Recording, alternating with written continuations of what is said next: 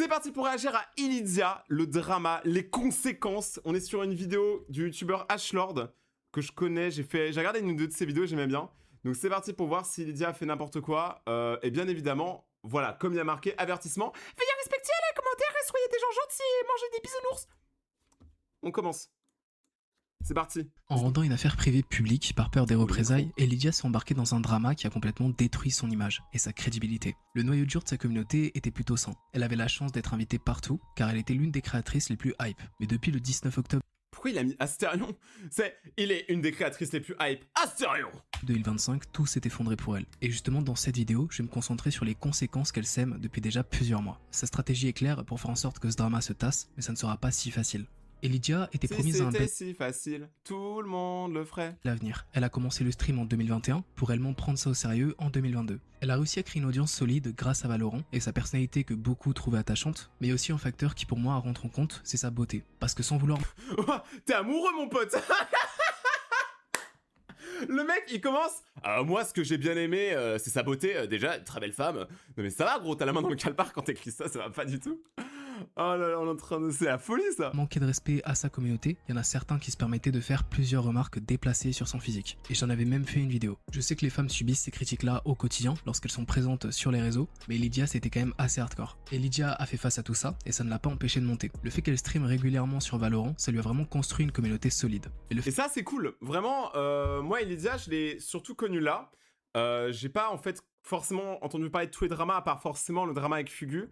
Et pour moi, ça c'était un gros truc, c'est que Illidia, elle avait la chance d'être déjà être une meuf sur les réseaux, c'est sur le stream game qui est composé de 95% de mecs, c'est très rare. Sur Valo, qui est un jeu quand même assez difficile, assez technique, bah il faut quand même être chaud, tu vois ce que je veux dire, genre pour percer là-dessus. Vraiment, à ce moment-là, franchement, Illidia Prime. Rien à dire. Franchement, je comprends qu'elles sont invitées sur les events, je comprends sa hype, et je pense pas que sa hype soit uniquement autour de sa beauté, parce qu'il faut arrêter de penser que les meufs, c'est uniquement genre un physique. Il y a aussi beaucoup de meufs qui sont juste cool à regarder parce qu'elles sont drôles. Genre, si vous trouvez que les femmes ne sont pas drôles, vous êtes juste des misogynes. Le fait qu'elle poste massivement des contenus courts, ça l'a fait exploser. Son humour couplé à un excellent monteur, ça donnait des vidéos super agréables à regarder. Et ça joue un rôle Non mais, gros, on sait tous que toi, c'est juste Illidia pour toi qui est agréable à regarder en fait. C'est ça ton problème. Majeur dans sa montée. Illidia, en à peine 3 ans, a réussi à se hisser extrêmement haut. On la voyait souvent apparaître dans des grosses vidéos YouTube, puis elle était aussi invitée dans plusieurs événements importants, comme le The Event. Illidia avait réellement tout pour réussir, mais ça ne s'est pas passé comme prévu. Ça ne s'est pas passé comme prévu. Entre parenthèses, ça tourne mal. Le 17 octobre 2025, Illidia poste un communiqué qui vise Fugu, où elle l'accuse de violence psychologique, de violence physique, d'harcèlement et de jalousie professionnelle. Ce communiqué a une portée juste folle, Illidia a reçu un soutien massif et Fugu s'est fait harceler brutalement, avec des insultes et des menaces de mort. Fugu avait fait un tweet pour dire qu'il allait donner sa version, mais ça n'a rien changé, il s'est fait lyncher.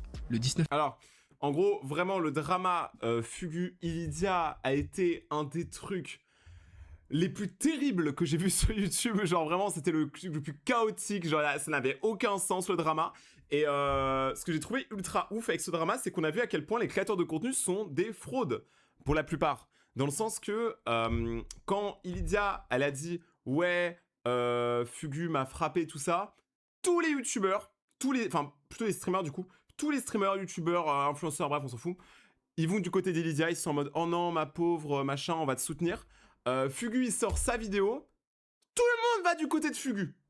Alors je pense dans le tas, il y en a qui juste n'aimaient pas Illidia parce que c'était une femme. Et du coup ils étaient en mode je vais plus être du côté de Fugu, même s'ils ont même pas vu sa vidéo. Et alors qu'il a avoué lui-même avoir frappé, bref.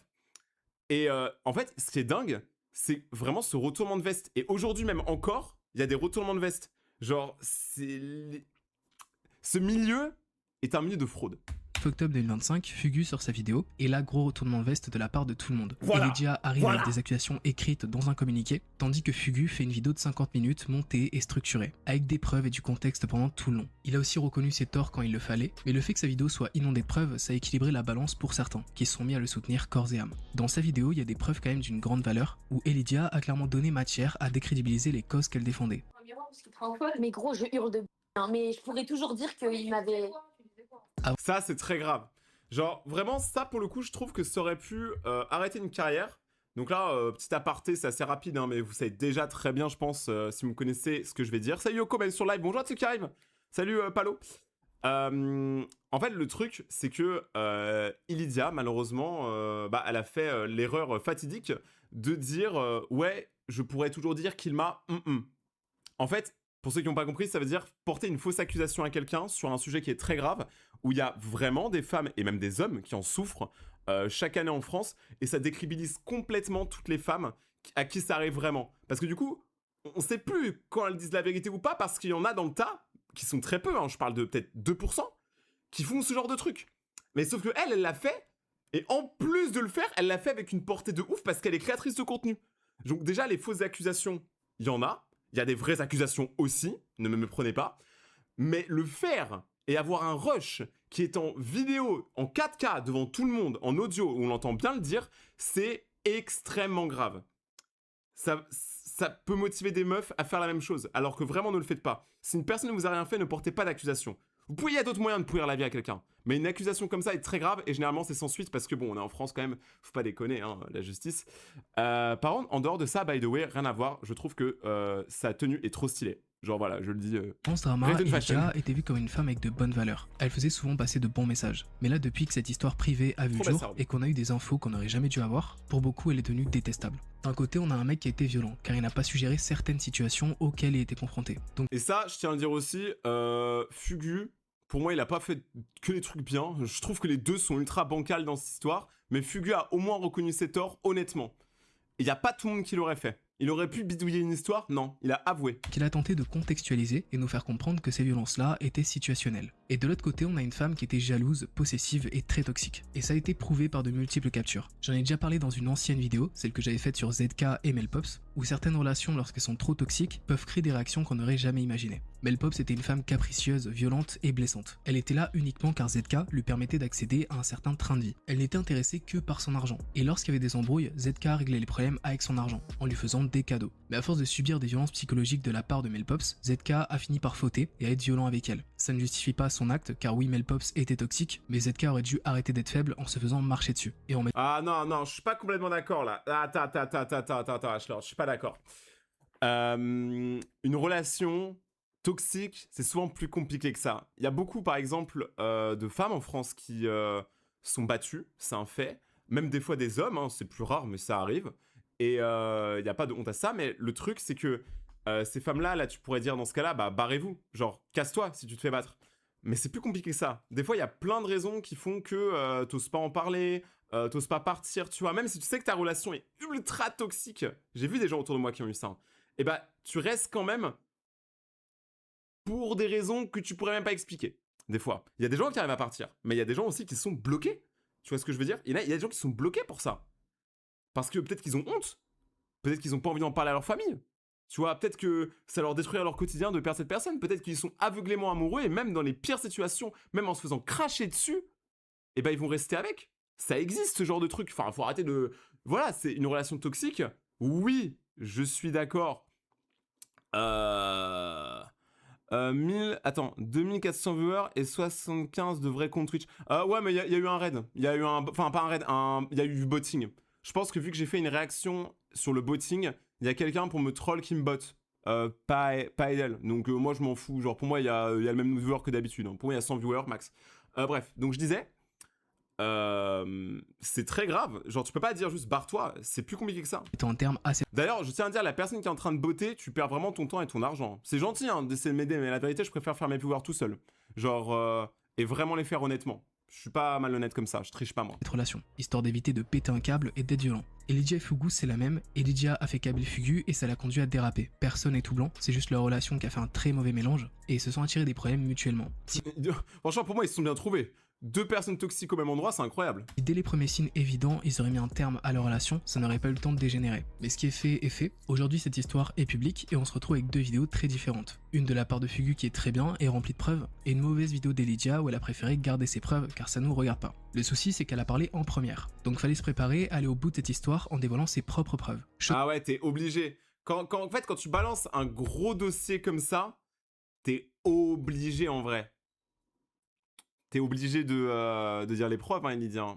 Parce que sinon, ça marche pas. Par contre, son collier est trop beau. En fait, elle s'habille bien. Ce qu'elle n'a pas fait, donc beaucoup sont rangés du côté de Fugu. Mais avec ce que j'ai vu, Fugu n'avait pas l'air si inquiet, même si Lydia avait fait le choix de divulguer ses preuves. Là, si je gagne la justice, ça va être trop bien. Je fais un projet X avec tous les viewers. Mais je vais le faire, hein, je parle sérieux. Tu vois, Fugu, moi, je le connais pas tant que ça. Et vraiment, j'ai rien contre lui. Mais c'est quoi ces réactions d'enfant? Enfin, pour moi, tu parles pas comme ça. Genre, tu dis pas, si on gagne la justice. Non, juste... Dans ce genre de moment, le mieux, c'est justement de laisser faire la justice et de se taire. Je trouve que vraiment, ces dramas-là n'ont absolument rien à foutre sur les réseaux sociaux, encore une fois. Les dramas de couple, gardez-les pour vous. Je pense que Squeezie et Chloé Gervais, s'ils s'embrouillent, ils vont pas le dire sur les réseaux, tu vois. Ce serait trop pénalisant pour les deux. Genre, vraiment, ça serait terrible. Genre, ne balancez pas vos dossiers. Franchement, oubliez pas qu'Internet, ça laisse des traces. Faites attention à ce que vous publiez sur Internet, des fois. Vous êtes malade, vous, quoi. En fait, les gens, Après, ils il a sont l'air touché. persuadés que je vais aller en prison. Mais vous êtes malade. On va pas en prison, les gars. Alors déjà, dans tous les cas, en France, tu vas pas en prison. Merci Théo pour le raid. Dans tous les cas, tu vas pas en France, tu vas pas en prison quand tu fais un V et tu vas pas en prison quand tu frappes ta femme. Vous savez pourquoi? Parce qu'on est en France et que tu sais pas pourquoi il faut attendre 30, 50, 60 fois que ça se déroule avant que la justice fasse quelque chose. C'est arrivé récemment encore. Il y a eu un cas en France où il y a un mec, c'était un pédo. Je sais pas si vous avez suivi. Et le mec, en gros, il avait déjà fait quelque chose sur quelqu'un. Mais la justice avait rien fait à l'époque, il y a 2 ans. Et là, il a refait quelque chose et on a retrouvé le corps d'une petite fille morte. Et là, il est en prison, je crois. Maintenant, c'est bon. Mais il a quand même fallu que le mec, il le fasse plusieurs fois. Alors qu'il aurait été arrêté dès le départ, il n'y aurait rien eu. Hein. Je comprends pas des fois, il faut sévir la France. Hein. Faut sévir. On n'a pas peur de la police en France, on n'a pas peur de la justice. Je dis pas que la police fait un mauvais taf. Je dis juste qu'on n'a pas peur d'eux. Genre concrètement... moi, demain, j'ai pas peur de la justice, honnêtement, en France. Le seul moment où la France, ils sont vraiment vénères sur la justice, c'est quand il y a de l'argent. Genre, si tu fais du détournement fiscal, là, ils vont être sur toi. Mais quand tu fais des trucs comme ça, en fait, c'est trop compliqué. Vous êtes cons, Pour quoi. eux, j'ai l'impression. En fait, dans la tête des Je gens sais qui pas, me hein. détestent, ils pensent que Elijah, je vous le dis, hein, ils pensent qu'Elijah a des photos d'elle en sang. Non, les gars, ce que j'ai dit dans ma vidéo, c'est vrai. Alors, je regrette, j'ai absolument jamais minimisé.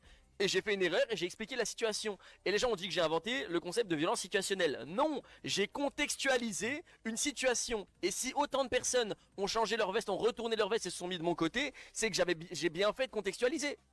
Tu vois ce que... Alors, je trouve que oui, il a bien fait de conceptualiser et il a également bien fait de balancer toutes les preuves. Parce que bon, faut pas non plus laisser quelqu'un qui balance des fausses accusations ruiner sa carrière. Ça, je suis d'accord.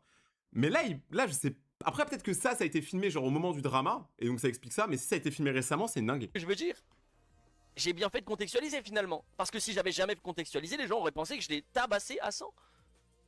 Ou que je l'ai frappé ou que j'ai mis un coup de poing. Il y a 0 coup de poing, il y a rien du tout.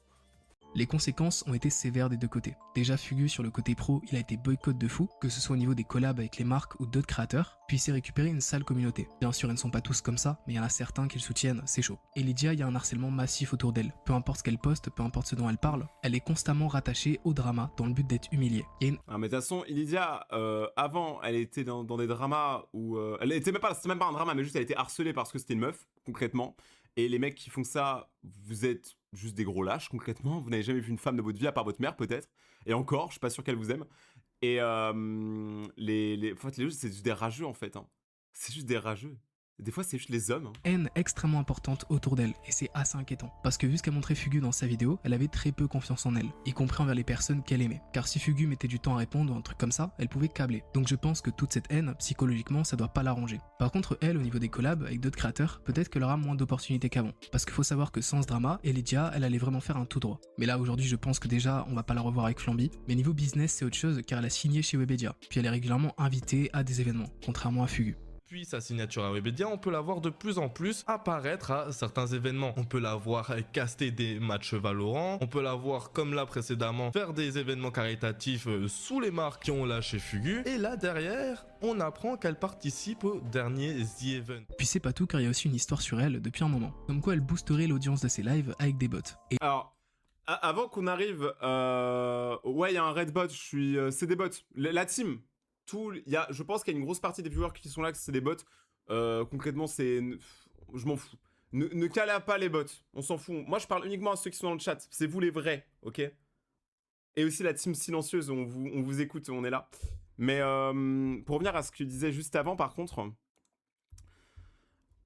Ilidia, j'avoue que c'est... Je trouve que c'est peut-être pas ultra fair play qu'elle soit... Enfin, je sais pas quand date la vidéo, mais qu'elle soit encore invitée aux events si... aux events, hein, pas aux events forcément, mais aux événements. Contrairement à Fugu qui est boycotté, ça je comprends pas. Mais ce qui est marrant, c'est que Ilidia, ce que j'ai compris, fait beaucoup moins de stats en ce moment. Et Fugu, il en fait beaucoup plus. C'est pas logique. Enfin, je trouve... D'ailleurs, je pense que les deux devraient pas forcément être invités, honnêtement. Mais Ilidia, moi, c'est là où je trouve que c'est dommage. C'est parce qu'elle était, comme il dit, elle était tellement bien partie, elle aurait pu faire une ligne droite, parce qu'on n'a pas assez de meufs dans le stream game. On n'a pas assez de meufs dans le YouTube game aussi. C'est vrai, hein. C'est pour ça que dès qu'il y en a une nouvelle et qu'elle commence à bien percer, elle perce énormément, parce que c'est vrai qu'on en a pas assez. Moi, je pense qu'il devrait y avoir 50% de meufs, 50% de mecs dans les réseaux sociaux en général, et d'ailleurs dans tout. Que ce soit dans les métiers, dans tout ça. Moi, je suis pour l'égalité des sexes, ok ? Donc, je trouve ça dommage qu'elle ait foiré à ce point-là son départ, mais apparemment, de ce que je comprends, elle est encore bien. Puis c'est pas tout car il y a aussi une histoire sur elle depuis un moment. Comme quoi elle boosterait l'audience de ses lives avec des bots. Et Comme Elydia moi. avait répondu à ça en live. Pourquoi il y a des bots sur ton live? J'en ai aucune idée, j'ai prévenu Twitch, j'ai appelé Twitch hier et avant-hier. J'ai parlé avec eux, ils m'ont dit que j'étais pas la seule. Ils savent pas du tout d'où ça vient et là ils sont en train de faire des recherches. Mais je les ai prévenus et tout, et même moi je sais pas pourquoi j'ai des bots. J'ai des bots depuis une semaine je pense. Par rapport à cette histoire, ça tombe bien, car au moment où j'étais en train de faire le script, j'ai pu voir que Punisher avait sorti une vidéo sur ce sujet. Dans sa vidéo, il nous apprend que depuis quelques mois, de gros streamers ont vu leur stream se faire envahir de bots, et personne ne savait réellement d'où ça venait et qui était réellement derrière ça. Vous pouvez le voir à ce screenshot. Squeezie a lancé son live à 18h. Il était en moyenne à 15 000, 20 000 viewers pendant plus de 3h30. Et arrivé à la 4ème heure, il a eu un énorme pic de viewers. Il est monté jusqu'à 178 000 viewers, puis s'est redescendu par la suite. Mais ce n'est pas le seul. On a un autre exemple, celui de Fugu. Mais wesh, ouais, c'est relou les gars. Vous voulez que je fasse quoi avec ça? Mais les gars, moi je suis parti pour faire un live de 10 heures en fait, donc je fais comment? Non mais s'il vous plaît, je pense qu'il est français quand même, je pense qu'il comprend un peu le français à mon avis, celui qui fait ça. Tu veux pas aller faire ça sur la chaîne de Lydia, elle sera contente. En attendant, moi j'ai besoin de live 10 heures, je t'avoue que ça me fait chier dans 150 000 parce que le problème c'est que sur Twitter après il m'insulte. Donc voilà. Alors, en vrai de vrai, je comprends pas le rapport entre avoir des bots et faire un stream de 10 heures. Moi là, vous pouvez me botter autant que vous voulez, je lâche pas mon live, hein. Rien à foutre. Moi je sais que j'ai rien fait de mal, donc je m'en fous. Mais je vois pas l'intérêt. Oui, peut-être qu'il peut se prendre un drama Twitter, ça je l'accorde. C'est vrai que sur Twitter, ils aiment bien parler pour rien. Mais là, je vois pas le rapport. Et par contre, dire aller sur le stream d'Ilidia, c'est peut-être pas la meilleure idée non plus. Moi, je pense, Fugu, si tu vois ça entre nous, gros, oublie Ilidia. Genre, jette-la de ta bouche. Ça sert à rien. Lui donne même pas de cloud, même pas de fame. Genre, ça sert à rien. Tu lui donnes ce qu'elle veut au final. Vraiment, je vous dis, encore une fois, je prends pas parti, je ne les connais pas personnellement, ça se trouve c'est des gens super adorables dans la vraie vie, je vois uniquement la vidéo là. Mettez-vous à ma place, moi je découvre. Là, c'est pas juste une dizaine de bots que pouvaient voir certains streamers sur leur live, mais des centaines, voire même des milliers. Punisher a enquêté sur ce sujet-là, il a même infiltré un serveur Discord pour comprendre comment ce business marchait. Il a vu très clairement comment tout ça fonctionnait, comment certains streamers pouvaient s'associer avec des mecs qui boostent des lives. L'intérêt pour les streamers débutants à se booster, c'est d'être mieux référencés dans les catégories Twitch pour que de vrais spectateurs les découvrent. Les mecs qui boostent les lives prennent tout en compte, faut pas qu'il y ait trop de bots sur ton live par rapport à tes followers, parce que sinon Twitch peut capter et te ban. Bref. Mais attends, mais un truc que je comprends pas. Punisher, il a littéralement fait une vidéo, il montre comment ils font. Twitch, il y a une extension Google, que certains d'ailleurs d'entre vous peut-être ont sur le stream, qui permet de voir les vrais viewers, et à côté un chiffre entre parenthèses, les faux viewers, entre guillemets. Tu vois, les bots. Et genre tout à l'heure, par exemple, quelqu'un disait, t'as 1500 bots, et t'as, je sais pas, je dis n'importe quoi, 100 vrais viewers. Si c'est si simple à analyser, pourquoi Twitch, la société Twitch, eh bah, elle s'occupe pas de ça. Pourquoi elle utilise pas l'extension et même la vidéo de Puni ou n'importe quoi, parce qu'il y a tellement de preuves aujourd'hui. Salut Onénial, mais sur live, salut Capim, salut tout le monde d'ailleurs, salut Tigre, Jane Tigre. Pourquoi ils utilisent pas ça en fait? Vous voyez ce que je veux dire? Pourquoi Twitch ne fait rien? Parce que Twitch là, ça va leur faire perdre des marques, parce que du coup ça veut dire que une marque, elle sait même plus combien, pour combien de viewers elle a payé, vous voyez ce que je veux dire, vu que les viewers sont faux. Tu vois, si là par exemple je me booste de 100 000 viewers, la marque elle va me payer, je sais pas, je dis n'importe quoi, 70 000 € pour mon live, mais la vérité on est 100, tu vois. Donc c'est pas honnête, c'est pas fair play. Les petits streamers, ça vous sert à rien parce que vous êtes cramés à 1000 km quand vous bottez. Et les gros streamers, ça leur sert à rien parce que s'ils le font trop, les marques vont les lâcher. Et ils perdent aussi en aura, tu vois. Parce que vraiment, botter, ça sert à rien, ils sont débordés. Alors, je veux bien croire que Twitch est débordé, mais là, c'est tellement un truc important qui est en train de se répandre dans tout le stream game. Genre, par exemple, comme moi, j'ai fait une react sur la vidéo de Punisher, je m'attendais pas à avoir autant de commentaires qui me disent « Eh, moi, je suis un petit streamer, ça me pénalise de ouf. » Parce que moi, j'avais grave minimisé. J'avais dit en gros que bah, c'était pas si grave. En vrai, il y a des problèmes plus importants dans le monde que le botting sur Twitch. Mais j'avais pas saisi qu'apparemment, c'était un vrai gros problème sur la plateforme. Donc moi, je pense que Twitch devrait mettre toute son énergie dans arriver à cut les bots et pas bannir les streamers parce que, bah regardez, moi, je me suis fait bot, c'était même pas ma faute. Voilà. Mais il devrait juste tège, tu vois, trouver un moyen avec les IP, tout ça. Parce que sinon, ça va détruire la plateforme. Peut-être qu'ils devraient appeler YouTube, parce que YouTube, ils arrivent à gérer ça, donc...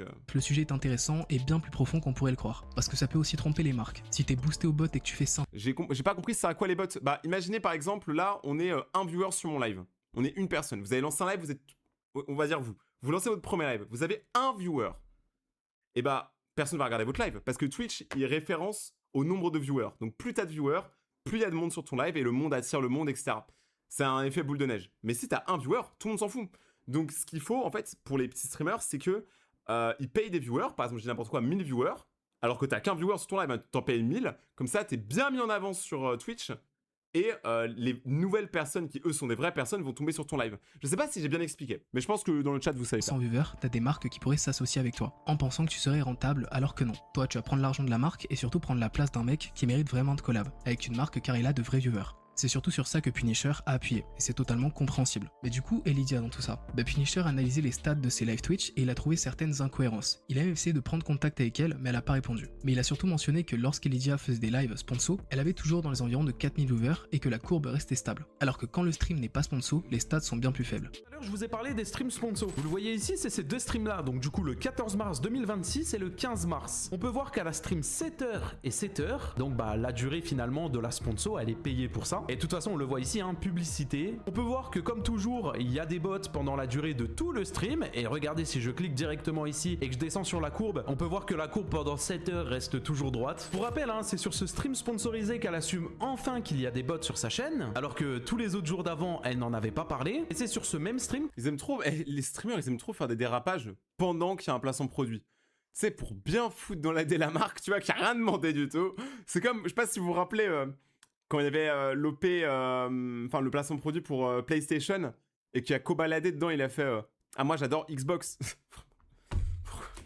qu'elle a dit qu'elle avait contacté Twitch. Et bizarrement, juste après ces deux streams de la sponsor, elle n'a plus eu de bot sur sa chaîne. Regardez par vous-même, hein, 1400 viewers en moyenne et 700 viewers, et un pic à 1700 et 800. Finalement, on est très loin des 4000, 5000 viewers qu'elle faisait juste avant. J'ai essayé d'écourter ce que disait Punisher pour pas que ce soit trop long, mais si jamais vous voulez le contexte et l'analyse entière, sa vidéo sera dans mes sources. Et je suis forcé de constater que ses stats sont incohérentes. Il a beau montrer n'importe quel stream de ses stats, on voit qu'elle perd des abonnés à chaque stream. Et le fait de comparer les lives sponsor avec les lives random qu'elle peut faire, quand on voit la différence de viewers et la courbe, on voit clairement qu'il y a un truc qui cloche. Je le redis, mais mentalement, Elidia doit probablement être très mal. Entre l'harcèlement extrêmement violent qu'elle reçoit quotidiennement, les followers qui n'arrêtent pas de chuter à chaque fois qu'elle lance un stream, il y a de quoi péter un câble. En tout cas, cette histoire de bot sur ses streams est vraiment bizarre. Vu les preuves apportées, je penche sur le fait qu'il y a un truc anormal et que son but c'est surtout de pas perdre ses collabs. Mais il meurt s'il met pas la 7...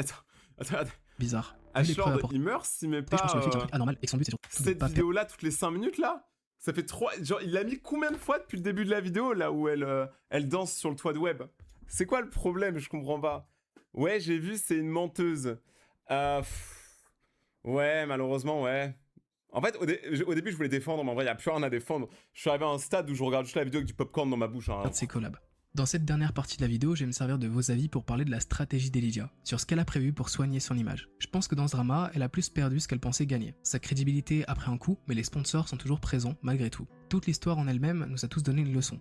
Elle pensait pas gagner en crédibilité en postant son communiqué, elle a rendu cette histoire publique car elle avait peur des représailles, elle pensait que Fugu allait prendre la parole avant elle, car elle avait des échos de comme quoi il préparait un truc sur elle, vu qu'Elidia avait une boule au ventre quotidiennement, elle a préféré être la première à en parler. Mais malgré les torts de chacun, elle n'est pas allée au bout de cette histoire rendue publique. Si elle avait voulu que le public la comprenne mieux, il aurait fallu prendre plus de temps pour créer sa vidéo, en apportant des preuves aussi. Le fait qu'elle dise que ça ne regarde pas et que c'est à la justice de s'en charger, c'est très mal passé. Fugu a pris le risque de publier tout ce qu'il avait, en risquant des amendes, etc. Elle aurait dû prendre le même risque pour être mieux comprise. Au début, c'était une streameuse que j'appréciais beaucoup, vu qu'elle faisait du Valo comme moi, mais après le drama, je regarde plus vraiment ses lives. Et surtout, depuis qu'elle est recrutée chez Webedia, en plus, elle est invitée à différents événements Valorant. Et je trouve ça inadmissible vu ce qu'elle a fait. Et je comprends pas pourquoi Internet oublie aussi vite. Le fait qu'elle soit signée chez Webedia, c'est pour lui redonner un gain en popularité, car de base, Elidia avait un haut potentiel. Bah, Webedia, je comprendrais pas l'intérêt qu'ils signent quelqu'un qui, selon eux, est problématique. J'ai une question, c'est quand ta nouvelle musique, dans moins d'un mois, Dans moins d'un mois, vous avez un nouveau son. Je l'ai montré la dernière fois en live. Qui s'appelle Mago de Tokyo. Ça sort très bientôt. On a déjà le clip. Honnêtement, le son pourrait le sortir demain. Mais j'attends d'abord qu'on sorte les vidéos sur le Japon. Puis le but derrière la signature, c'est aussi pour tenter du mieux que possible d'améliorer son image. Mais la vraie strat pour que tout se tasse, c'est l'ignorance. Ça doit être dur, mais ce qu'elle fait, c'est ignorer. Sur n'importe quel de ses posts Insta, de ses TikTok, de ses vidéos YouTube, elle est tout le temps rattachée au drama ou rabaissée. Elle n'aurait Ah bah ça, le drama, mais le drama, vous réalisez pas, il a fait tellement de vues. Il a fait tellement de vues. Elle a fait combien de vues, la vidéo d'Ilidia sur le drama? Ou celle de Fugu? Genre... Ouh là là, calme-toi. Ilidia drama. Je sais tellement pas écrire. 1,5 million, c'est énorme. Et je crois que la vidéo de Fugu, elle a fait 3 millions. Et encore, c'est que leur vidéo. Après, t'as tous les TikTok et tout. répond plus à ça. Son but, c'est de tanker jusqu'à que tout finisse par s'étouffer. Sa carrière est menacée. On n'est pas dans un jeu, elle peut pas revenir au point zéro. Elle est obligée de faire avec et d'affronter la situation. L'espoir fait vivre, mais honnêtement, ces harceleurs ont l'air extrêmement bien engagés. Donc sans vouloir faire le mec pessimiste, je pense qu'elle va devoir affronter ça pendant plusieurs années. Alors, je pense aussi qu'elle va devoir affronter ça pendant plusieurs années, mais je pense pas que ces harceleurs soient la raison de sa chute de statistiques. En gros, ma théorie, c'est que... regardez, je vais vous faire un dessin. Là, en gros, on va faire une courbe, voilà, comme ça. Donc là, c'est le nombre de viewers, et là, c'est le temps. Ok, on va mettre temps... Je suis vraiment investi, hein. View. Ok. En gros, quand il y a eu le drama, genre on va dire ça, là je vais vous mettre en rouge. Ça, c'était les stats d'Ilidia. Je sais pas combien de viewers, mais on va arrondir. Ensuite, il y a eu le drama, ça l'a boosté de fou. Genre vraiment, ça l'a boosté et tout. Parce que tout le monde en a parlé. Et ensuite, il y a eu la retombée avec Fugu, qui a balancé sa version. Du coup, ça a forcément fait baisser. Et limite, je pense qu'elle est repartie légèrement en dessous, mais pas tellement en dessous que ça, que son point initial. Vous voyez ce que je veux dire? Parce qu'elle a toujours une communauté cœur. Il y avait des gens qui, même avec les preuves, entre guillemets, de Fugu, eh ben, ils allaient pas être de son côté. Genre, il y a des gens qui sont Team Ilidia jusqu'à la mort, tu vois. Il y a des gens qui sont Team Fugu jusqu'à la mort, c'est Team Ilidia, ok. Et en fait, après, je pense que juste, bah, la descente, elle est naturelle. Genre, en mode... C'est normal dans une carrière de pas tout le temps être au top. C'est normal d'avoir des descentes, des remontées, etc. Et le nombre de viewers qu'elle fait, même si elle fait pas 10 000 viewers par stream et qu'elle en fait, je dis n'importe quoi, 500, 600, 700, ça reste un très bon chiffre. Sur Twitch, c'est vraiment pas évident d'avoir 500 vrais viewers sur ton live. C'est encore moins évident d'avoir 1000, 10 000, etc. C'est vraiment 0,01% des streamers qui ont ça. Et du coup, je pense que sa descente est juste naturelle et n'est pas forcément liée au drama. Parce que les gens qui ont repris là, pour la regarder, bah en tous les cas, c'est des gens qui sont déjà au courant du drama, c'est des gens qui ont déjà donné leur avis, donc c'est des gens qui veulent la suivre. Mais juste, peut-être que ces streams sont répétitifs, peut-être que ces streams sont juste moins bons qu'avant, peut-être que même elle n'a plus autant confiance qu'avant après tous les dramas et tout ce qui lui est arrivé. Moi, c'est ma théorie. Fugu, je crois que c'est l'inverse. Fugu, je crois que sa courbe, elle fait un peu... genre, elle était à peu près là de base. Le drama, ça fait qu'elle a baissé, enfin qu'elle a un peu fluctué là, parce que bah, les gens ils savaient pas trop sur quel pied danser. Et après, ça a baissé, je crois que c'est un peu remonté. Mais c'est parce que Fugu, je crois, est juste très bon dans les jeux vidéo, et du coup, il y a des gens qui le regardent pour ça. Plus, il y a une communauté de... je sais pas si c'est le nom incel, ceux qui aiment pas les femmes, qui du coup se sont rangés du côté de Fugu. Et ça, je pense pas que ce soit forcément sa faute à Fugu. Il les a juste eu dans sa commu, et maintenant, bah, il peut rien y faire. Tu vois, tu choisis pas ta commu en vrai de vrai. Mais par contre, Ilidia, je pense juste que les gens sont lassés parce que moi perso, genre de mecs qui vraiment ils travaillent sur les réseaux, genre moi je passe ma vie sur YouTube. Ilidia, ça fait combien de temps qu'on l'a pas vu faire quelque chose? C'est quand qu'on n'a pas vu Ilidia faire une vraie vidéo par exemple? Bah déjà, ça fait 7 mois, ce qui est énorme, ce qui est énorme pour YouTube et pour les réseaux en général. À boire. Vous buvez en même temps que moi, bien évidemment. Et peut-être que lui, Fugu, de son côté, il a peut-être plus charbonné, je sais pas. Fugu, il va comment, lui? Ah, j'en sais rien, moi. J'ai juste mes théories. Ouais, voilà, 1 jour, 5 jours. Vous voyez, en fait, ça, la différence. C'est que Fugu, il se la donne. Je sais pas si Ilidia bosse autant, et je veux pas comparer les deux, mais je pense que la chute de stade d'Ilidia n'est pas forcément uniquement à cause du drama de Fugu à l'heure où je vous parle, parce que ça fait déjà longtemps. je repense aux conclusions de mes 2 premières vidéos, je me dis qu'aujourd'hui, ce qu'est Lydia a pris une tournure inimaginable. Elle qui était promise à un bel avenir a pu voir une affaire qui initialement était privée anéantir son image. Ça va être dur pour la suite, ça c'est certain, mais n'oubliez pas que participer à cet harcèlement, y compris à l'harcèlement envers quiconque, ne vous apporte strictement rien d'utile. Il a raison. Ça fait juste de vous des ordures. Et arrêtez de me dire de ranger ma chambre, je sais pas quoi. Est-ce que vous savez si c'est ma chambre ou si c'est pas ma chambre? Ça a aucun rapport la fin, mais pourquoi pas. En vrai de vrai, bonne vidéo d'Ashlord. Petit pouce bleu bien évidemment. À surveiller, hein, parce que lui en ce moment il se la donne pas mal. Ça fait genre 1 an que je vois qu'il fait des vidéos. Et en fait moi je pense que voilà, juste ma théorie c'est... Illidia, si tu vois ça, peut-être change quelque chose. Je sais pas, tente des nouveaux concepts, invite des nouvelles personnes, je sais pas. Je sais que le stream en gros les gens ils se lassent au bout d'un moment, donc si t'es pas genre la meilleure dans ton gameplay, il faut que tu sois au moins drôle, au moins dynamique. Il peut y avoir plein de raisons, mais je pense pas que Fugu soit la raison de tous ces problèmes et inversement, tu vois. Je sais pas ce que vous en pensez, le chat et les commentaires, à vous de me dire. Mais ça, c'était la première réaction d'aujourd'hui, voilà!